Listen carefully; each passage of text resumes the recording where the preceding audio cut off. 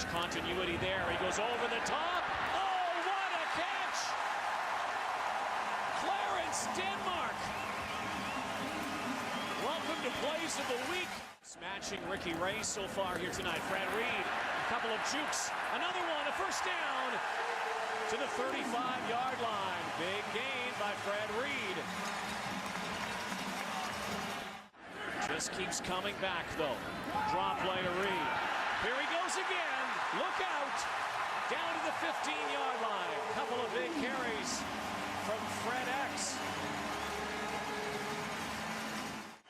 82 of 99 passing yards to Barnes. Penalty flag flies. Second down. Brandon Stewart. Interception. Brought down by Chris Bauman, and another flag. Back after the block. Here's the pick. Well, Brandon Stewart's out on the corner and falls back to help out the linebacker, Clint Kent, who's in coverage on Chris Bauman on the play. Looked like Bauman was going to be wide open.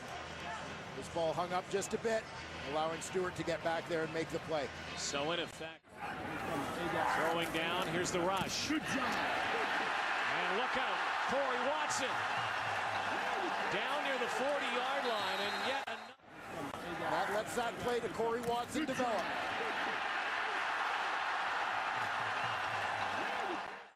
Barnes tries to run that quick slant again. Hefty's right with him, brings that right arm over top. So the breeze behind him.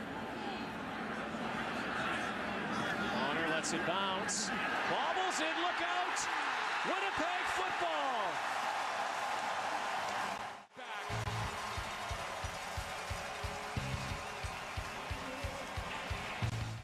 Former Argo out of Rutgers. Second and 11. Pierce avoids it. How did he get away? But Pierce to the 30, to the 20. Could he score? Yes! Touchdown!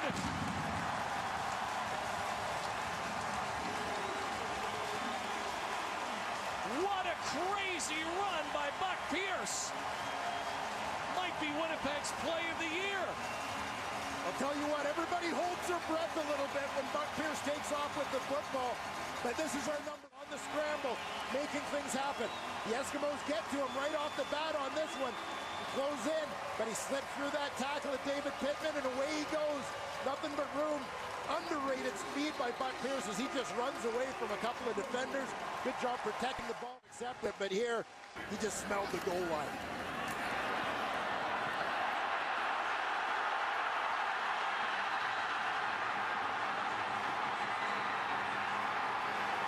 What a touchdown. One of the quarterback romps for a TD we have seen in years.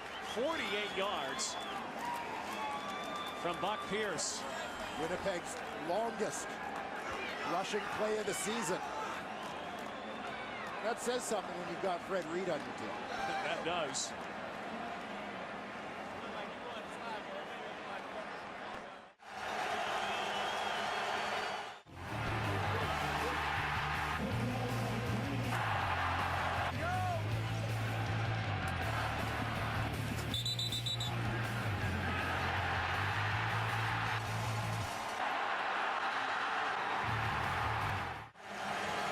Pointer. Play action. Look out, Ricky Ray. Down he goes. Loose ball. Well, you knew it wouldn't be long before the mayor of Swaggerville made his presence felt. The sack and the strip on Ricky Ray. Big Cliff Washburn was a good job. Right there at the right spot. Swaggerville's happy. A few times Winnipeg gets to Ricky Ray tonight. Nowhere to go again.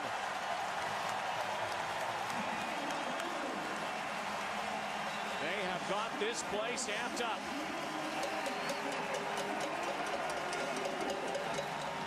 And will the Eskimos give up two here now? Or will they kick it away with Duvall the way he's been punting? This has been a complete game of field position. How about the defensive presence of that front line this time? You just feel the emotion picking up, the intensity out there.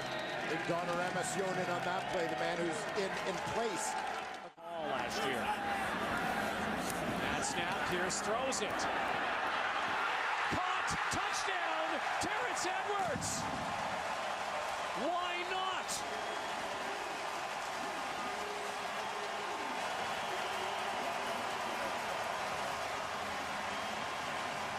It has been a night of circus catches and big plays, and another one put on the board by Winnipeg.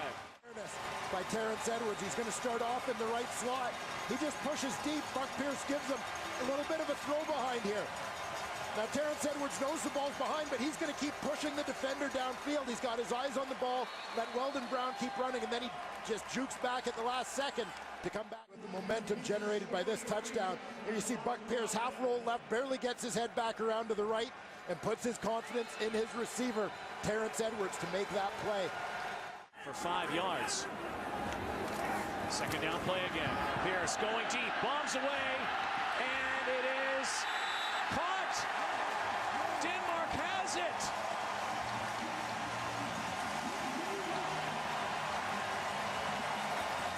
Can you believe that? If the end zone. Fake pitch. Pierce throws, scores. Corey Watson.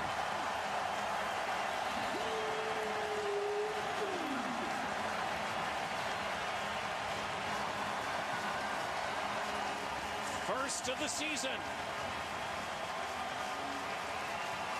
Second touchdown pass by Buck Pierce of the half. And Ron, this is one of the things I love about Canadian football. All on the same page, all doing their jobs in order for a play to be successful. Great ball handling by Pierce, great fake by Fred Reed. TJ Harris, a receiver, comes in the bag. Buck Pierce 7 for 7 in the second half. Second and 6. Here they come again. Ray in trouble. Pitches it. Little shovel pass. Was lucky to get it go. And there's a penalty flag. And that might be a costly one. We'll have to see what this is as Ricky Ray was getting up. Third quarter, Joe Lobendon has them ignited here. So do the Bombers. They lead by 10 on Wendy's Friday Night Football. Excuse me, looking. Second down, Ray. Passing, protected. Here he goes, downfield into traffic. It is picked off by Javon Johnson. 2 covering 2. And Javon Johnson with another Blue Bomber takeaway, but a penalty flag and a scrap. And it is on here. Now at the end of this play, defense.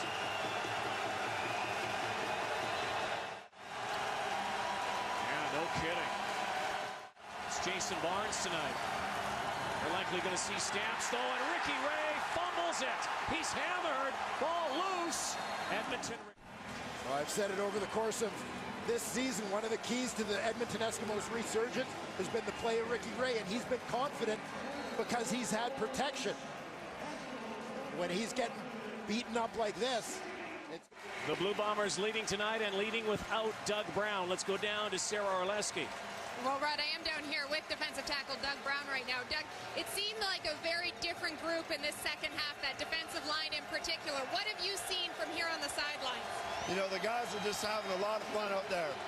I think we're going to sell a few Swaggerville t-shirts tonight because these guys are getting after it, and they're an inspired group, and they're really causing fits for the Eskimos right now. So it's a pleasure to watch. In 15 years of professional football, NFL and CFL included, this is only the 9th game you've ever missed, so it's rare to see you here on the sidelines. I know fans are going to want to know, are you going to be back next week? I don't know if I'm going to need to come back too soon because we just got another sack and we're dominating tonight. But yeah, it's uncomfortable being over here, but when you see your teammates being as successful as they are tonight, it's real exciting just to be a part of this group. Thanks for this, Doug. Thank you. It's almost unimaginable. Clear decision, maybe even approaching a knockout at this point. 29,000 on their feet. Race down again. Penalty flag. Well, it's not over till it's over. But if this was a fight, you throw in the white towel from the corner.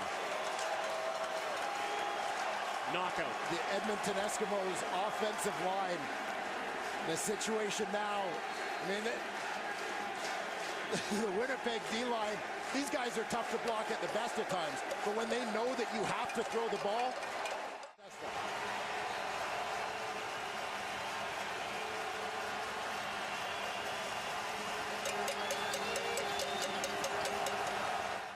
You know, going to a Blue Bomber game, a lot of fans weren't in very festive moods. There is a swagger here now. Got their hockey team back. They've got their football team back. It's a proud time to be a sports fan in Winnipeg.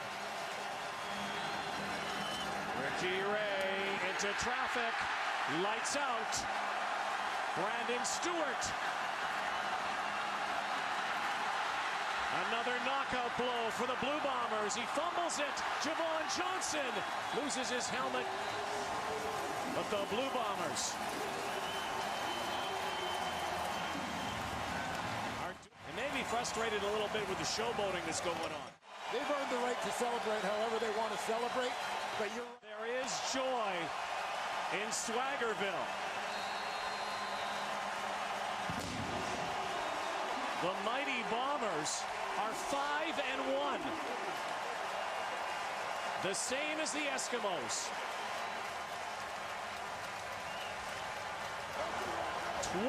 28-16 the final.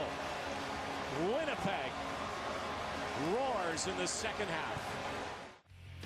Gentlemen, I'm looking forward to October 15th.